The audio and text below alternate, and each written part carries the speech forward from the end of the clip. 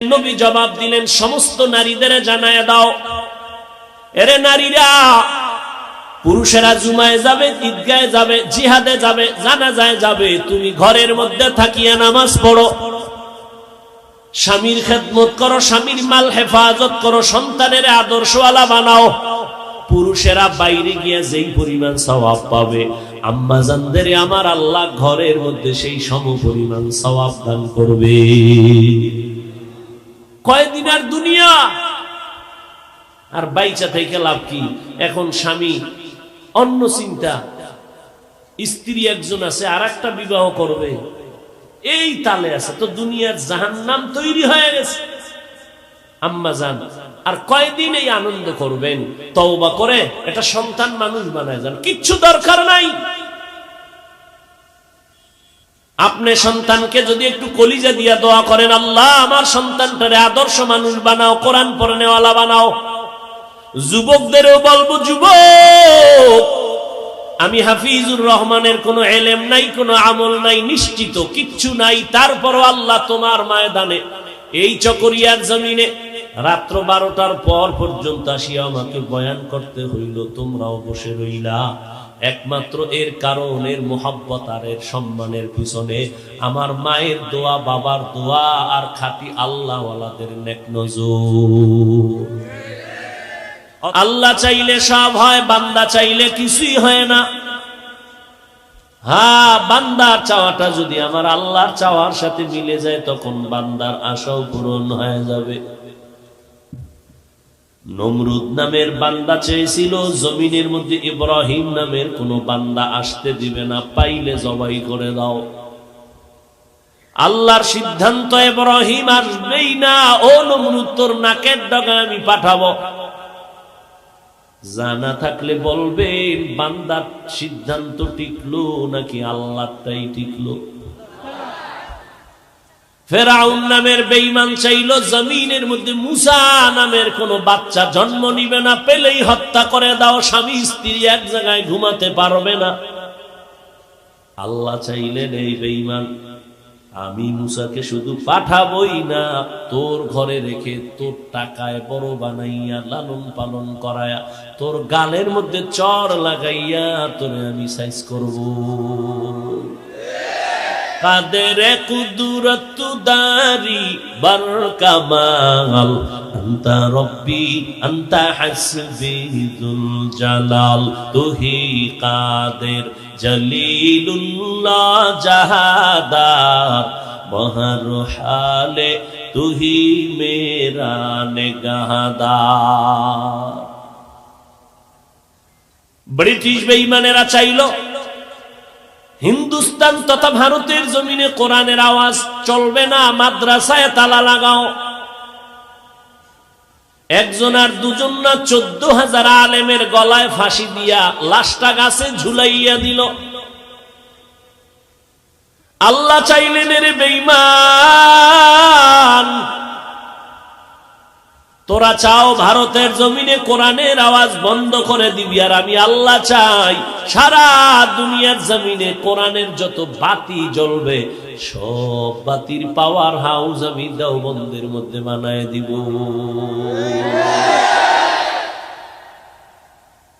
বানাইছে নি? সারা দুনিয়া ঘুরো, এমন একটা জায়গা নাই, এমন একটা দেশ বা রাষ্ট্র নাই যেখানে দেওবন্দের বাতি জ্বলে না।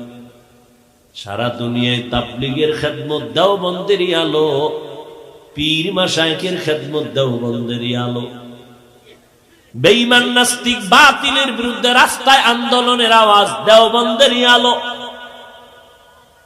হুসাইন আহমদ মাদনী, কাসিম নানতবি, রশিদ আহমদ গঙ্গুহি, এরা জীবনটা কাটায় দিয়ে গেলেন বাতিলের বিরুদ্ধে মোকাবেলা করতে করতে। এই জন্য অনেকে বলে তাবলীগে দ্বন্দ্ব লেগেছে। আমি বলি না না, হক আর বাতিলের মধ্যে দ্বন্দ্ব লেগেছে।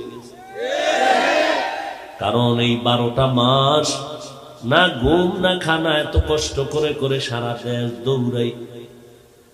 আপনাদের পায়ে ধরে ধরে বিনয়ের সাথে বয়ান করি, মনে হয় যেন এত দুর্বল হইয়া বয়ান করি, মনে হয় যেন আপনাদের টাকার কেনা গোলাম আমি। এত দুর্বল হয়, এত বিনয়ী হইয়া পায়ে হাত রেখে বয়ান করে কি বুঝাইতে চাই? দুইটা স্লোগান উম্মতের অন্তরে পরিপূর্ণ ঢুকাইয়া রাখতে চাই। একটা স্লোগান হলো, বান্দা জীবনে যতদিন বেঁচে থাকবি গোলামি করবি আমার আল্লাহ, জমিনে যতদিন বেঁচে থাকবি আদর্শ মানবি মদিনাওয়ালা নবী। কোন পীর সাহেবের গোলামি চলবে না, কোন মাওলানার গোলামি চলবে না। গোলামি করবে কার? একমাত্র আমার আল্লাহর গোলামি। আদর্শ মানব মদিনার, আর কারো আদর্শ মানা যাবে না। কেন?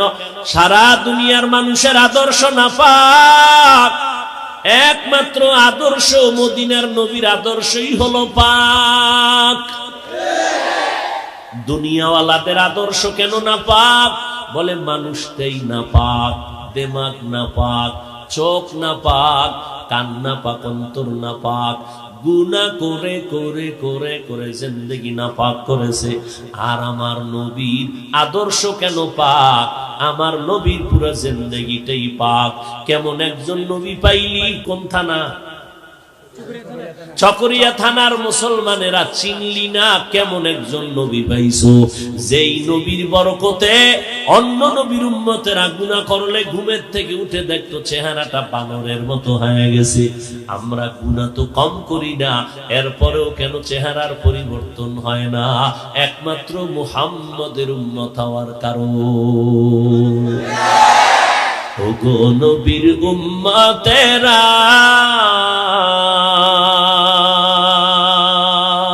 হয়ে আজি দিশাহারা,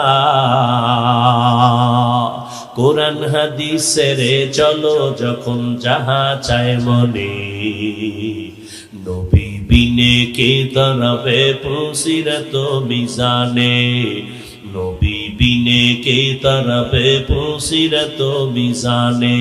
উম্মতের কান্ডারি নবী,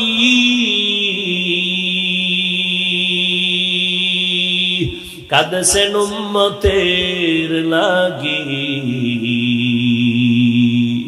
এখনো কাঁদেন নবীজি শুয়ে মদিনার পানে, নবী বিনে কে তারাবে পুসিরাত মিজানে, নবী বিনে কে তারাবে পুসিরাত মিজানে। খারাপ লাগে না? কানে ধরে তওবা করবি, আর গান শুনবি না। মোবাইল যেহেতু চালাবি, তোর আব্বা আম্মা মান্নত করছে যে মোবাইল নিয়ে জাহান্নামে যেতেই হবে, আমার বয়ানে মোবাইল থেকে ফিরবি না।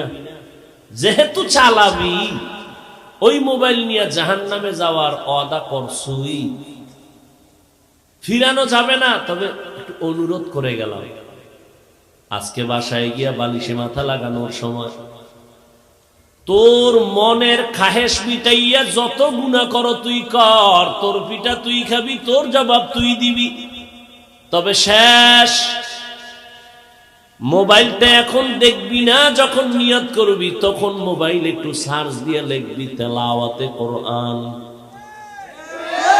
দেখবি অনেক ইমামদের তেলাওয়াত, মক্কার ইমামের তেলাওয়াত, মদিনার ইমামের তেলাওয়াত একটু টাচ করবি। মক্কার ইমামের তেলাওয়াতটা দিয়া বালিশের পাশে মোবাইলটা ফালায়া বিছানায় শুয়ে থাকবি, কানের মধ্যে কোরআনের আওয়াজ আসবে, কোরআনের আওয়াজ শুনতে শুনতে তুই ঘুমায় যাবি। কসম করে বলে গেলাম, একটা সপ্তাহ যদি আমার এই আমলটা চালু রাখো, তুই নিজেই তওবা করে বলবি, জীবনে কোনোদিন আর গানের আওয়াজ কানে দিব না। কি বাহাদুর! সারাটা রাত মোবাইল চালাইতে চালাইতে চালাইতে চেহারাটা বান্দর বানায় ফেলাইছে। কাটন হইতে আর বাকি কি? চেহারার ভেতরে কোনো লাবণ্যতা নাই, উজ্জ্বলতা নাই, নূর নাই, দেখলে চেহারায় কোনো মায়া লাগে না। সারাটা রাত লেভের ভিতরে বাতি জ্বলে, আম্মা জান বলে, কেউ বাতি জ্বলে কেন? কয় মা মোরা খাবায় আছি। হাসিস না, কয়দিন আর বাঁচবি? আজকে এখানে বয়ান শুনতেছো, আগামীকাল ঠিক এই টাইমে হতে পারো তুমি হসপিটালের রোগী। আল্লাহ বানাইতে পারে না? এই বয়সে কত যুবক হারাইলাম, আজকেও অ্যাক্সিডেন্ট দেখলাম। বর্তমান অ্যাক্সিডেন্টের বেশি সমস্যা অনেকগুলো তো আছেই, বেশি আমার যুবক অ্যাক্সিডেন্ট হওয়ার বেশি কারণ ওটারে কি কয়, বাইক, মোটর সাইকেল। পরীক্ষায় পাশ করছে, আব্বাজান মোটর সাইকেল কিনে দিছে, এটা লইয়া এখন ঘুরতে যায়, আনন্দ ভ্রমণে যায়, কান্না করে বাড়িতে লাশ হয়ে আসে। আল্লাহ হেদায়েত দান করুন। এরে যুবক, আল্লাহর গোলাম, আমিও তো তোর মতো একটা যুবক। তোমার বডির ভেতরে একটা আত্মা আছে, আমার মধ্যেও আছে। তুমি যেই জমিনের হাওয়া বাতাস খাও, আমিও সেই জমিনের হাওয়া বাতাস ভোগ করি। তোমার অন্তর যেমন গুনার দিকে দৌড়ায়, আমার অন্তর আরো বেশি, হাজার গুণ বেশি দৌড়ায়। কারণ তোরে শয়তানে ধোঁকা দেয় একজন, আর আমি হাফিজুর রহমান রে 1000 শয়তান অল টাইম আমারে ধোঁকা দেয়। কারণ তোরে ধোঁকা দিয়া যেই পরিমাণ ক্ষতি না হবে, আমারে যদি একটু ধোঁকায় ফালাইতে পারে, শয়তানের বিজয় হবে, মুসলমানের বদনাম হয়ে যাবে। এই জন্য জিন শয়তানও ধাক্কায়, মানুষ শয়তানও ধাক্কায়। মানুষ রূপী শয়তানও পেছনে লাগা আছে, তিল পাইলেই তাল বানায় দেয়। আছে না নাই? আল্লাহ হেদায়েত দান করেন। ও যুবক, আল্লাহর গোলাম, তুমি আজকে যাদের লেখা ইংলিশ বই পড়ে ইংলিশে কথা বলো, অঙ্ক শিখলা যাদের বই পড়ে, বলো, এই যুবকেরা বল, আল্লাহকে সাক্ষী রেখে বল, যেই বইটা স্কুল কলেজে পড়িয়া ইংলিশ শিখলি, অঙ্ক শিখলি, বিজ্ঞান শিখলি, বল ওই বইগুলো আসমান থেকে আসছে নাকি কেউ লিখেছে? এবার চিন্তা কর, আল্লাহ তো তোরে আকল দিছে, কুত্তা শুয়ারের আকল দেয় নাই। এক সেকেন্ড চিন্তা কর তো, ওই লোকটা তোর মতো যদি সারা রাত মোবাইলে আকাম করত, গুনাহ করত, কবিরা গুনাহ, তাহলে তার জিন্দেগি কি এইরকম হতো?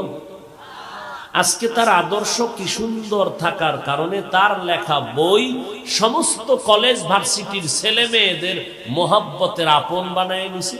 কি পরিমাণ লোকটা আদর্শবান ছিল। তুমিও একদিন মরে যাইবা, বলো তুমি উম্মতের সামনে কি আদর্শ রেখে গেলা, যে আদর্শ দেখে আমরা তোমার জন্য দোয়া করব। পারছো কোনো আদর্শ রাখছো? ব্যবহারটাও ভালো দিতে পারলি না, তোর ব্যবহারে তোর মা বেজার, তোর আব্বা বেজার, আমরা বেজার, মুরব্বীরা কষ্ট পায়। সালাম তো নাই, কালাম নাই, মইরা গেলে সবাই খুশি। একটা বেয়াদব জমিন থেকে চলে গেল, দিলটা শান্ত হয়ে গেল। এই আদর্শ নিয়ে কবরে গিয়া উপায় নাই, তোর দুনিয়াও বরবাদ, আখিরাতও বরবাদ।